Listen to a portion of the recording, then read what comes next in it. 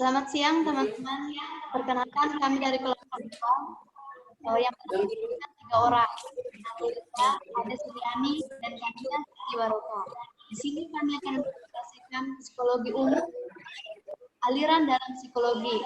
Yang pertama kognitif, yang kedua behavioristik, yang ketiga social learning. Kognitif akan dijelaskan Ade Suryani.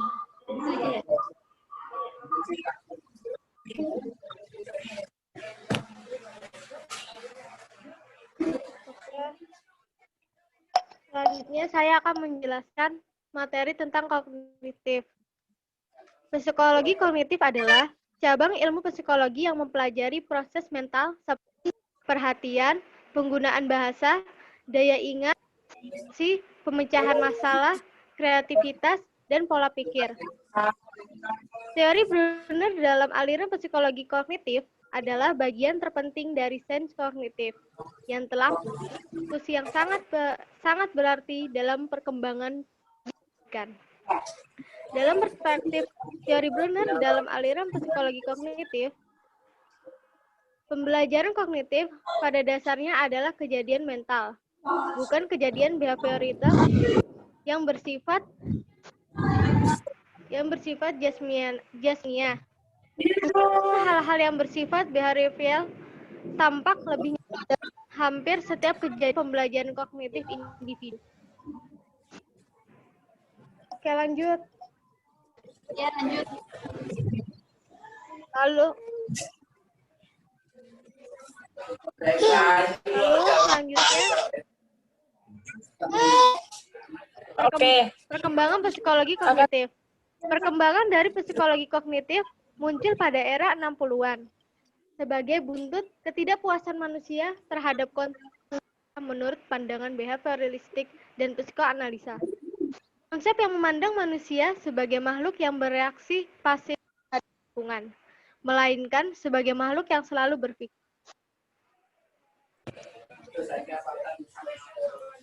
Dalam psikologi kognitif, ada 2 konsep dasar dari psikologi kognitif, yaitu kognisi dan pendekatan kognisi, yaitu 1. Kognisi, proses persepsi, ingatan, bahasa, penalaran, dan persoalan. Dan yang kedua, pendekatan kognitif, peran kognitif, pengetahuan, dan lain-lain. Iya, Oke, selanjutnya materi akan disampaikan oleh Kania.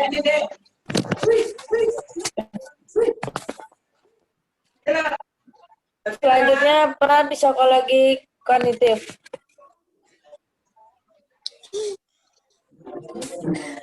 Pertama, psikologis kognitif berperan penting karena kognisi merupakan proses mental atau pikiran yang memiliki peran penting dan mendasar untuk studi psikologi manusia. 2. Psikologi kognitif memiliki pandangan yang berpengaruh.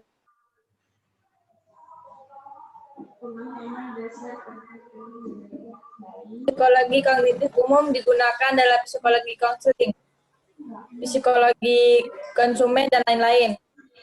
Dengeran, Pak?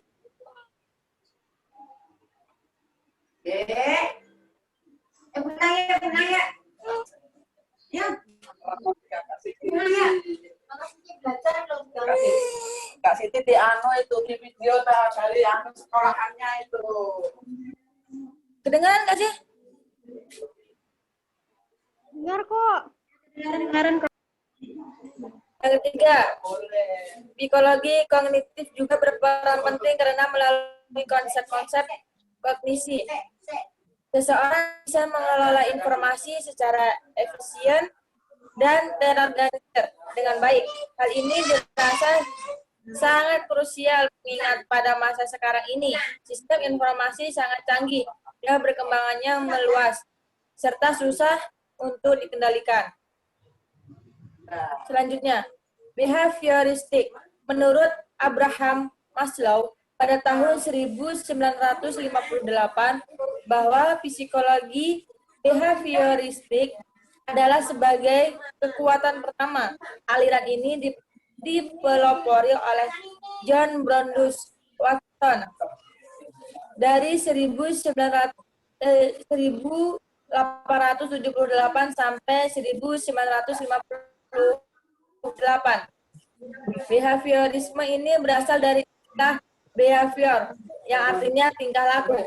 Jadi pada aliran ini, psikologi behaviorisme mempelajari bahwa tingkah laku yang nyata, terbuka, dan dapat diukur secara objektif oleh kita.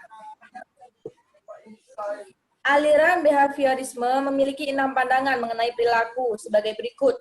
Pertama, tingkah laku manusia merupakan bentuk realitas yang abstrak dan data diukur dengan menggunakan pendekatan ilmiah.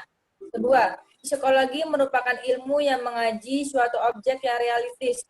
Maka dari itu, tingkah laku yang tanpa bentuk tidak dapat diteliti, seperti kesadaran yang bentuknya abstrak, hanya kesadaran secara bentuk fisik saja yang dapat dianalisis. 3. Perilaku merupakan objek satu-satunya yang dapat diteliti dalam psikologi. 4. Faktor eksternal dalam behaviorisme merupakan bentuk rangsangan, namun bukan merupakan bentuk tingkah laku itu sendiri.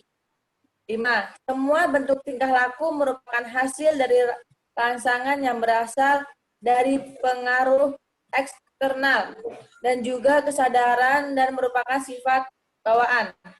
6. Berbagai respon perilaku muncul dan dipelajari dalam psikologi, sedangkan bentuk modifikasi untuk mempertahankan perilaku tersebut bukan lagi bagian dari kajian psikologi karena merupakan pengaruh eksternal.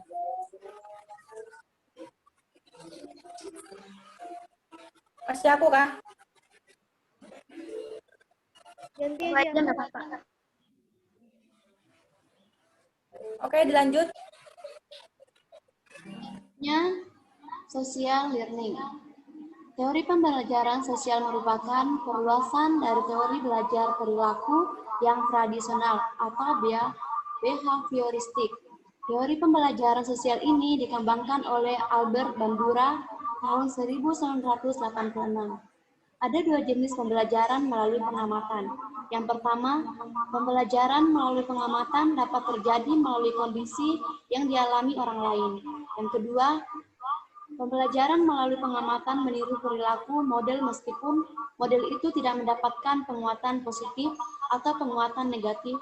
Saat mengamati, itu sedang memperhatikan model itu, mendemonstrasikan sesuatu yang ingin dipelajari oleh pengamat tersebut dan mengharapkan pendapat pujian atau penguatan apabila menguasai secara tuntas apa yang dipelajari itu.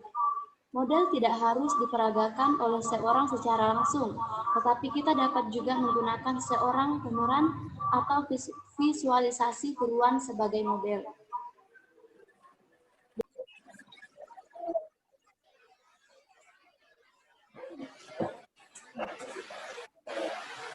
Demikianlah presentasi dari kami kelompok 2.